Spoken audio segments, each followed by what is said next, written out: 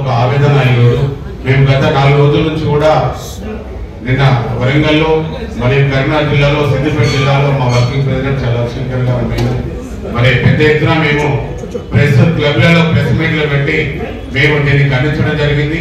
మరి ఈరోజు రాజకీయంగా ఈరోజు మా పెద్దలందరూ ఒక పార్టీలకు అతీతంగా మరి అందరూ కూడా యూనిట్గా వచ్చి ఒక సమావేశం ఈరోజు ఏర్పాటు చేసి ఒక తీర్మానం చేయడం జరిగింది. ఈరోజు గత కొన్ని సంవత్సరాల నుంచి కూడా మున్నూరు కాపులు తెలంగాణ రాష్ట్రం మరి 11 సంవత్సరాల నుంచి వెనుకబడిపోయినాము. మరి ఉమ్మడి ఆంధ్రప్రదేశ్లో కూడా ఒక్కసారి కూడా మేము రాజ్యాధికారం రాలేని పరిస్థితి. ఈరోజు ఐక్యంగా లేక ఎవరికి వాళ్ళు విడిపోయి ఉండి అందరము ఈ విడిపోయి మనము రాజ్యాధికారంలో రాలేదు. ఈ కులం కూడా చాలా పేదరికంలో ఉంది. మరి అందరికీ మాకు వెనుకబడ్డనం అనేది ఈరోజు జరుగుతుంది.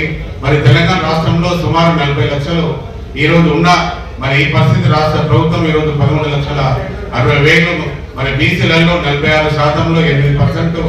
మరి తెలంగాణలో ఈరోజు 4,20,00,000 మంది ఉంటే 3,90,00,000 వాళ్ళు చూపించేసి మరి దానిలో మా సంఖ్యను మొత్తం ఈరోజు విచ్ఛిన్నం చేసి మమ్మల్ని రాజ్యాధికారంలో రాకుండా మా కులము ముందుకు వెళ్లకుండా వెనుకబడేటట్టు ఈరోజు మమ్మలను ఆత్మ గౌరవాన్ని దెబ్బతీసే విధంగా ఈరోజు ఈ రాష్ట్ర ప్రభుత్వము మరి ఈ కుల గణన దాని మీద మాకు అన్యాయం చేసి దాన్ని ఈరోజు అందరం కూడా తెలంగాణ రాష్ట్రంలో ఉన్న సుమారు 40 లక్షల మంది ప్రతినిధులుగా ఉన్న మా సంఘాలు కానీ జేఏసీ కానీ మా గౌరవాధ్యక్షులు రవిసేన కానీ నేను కానీ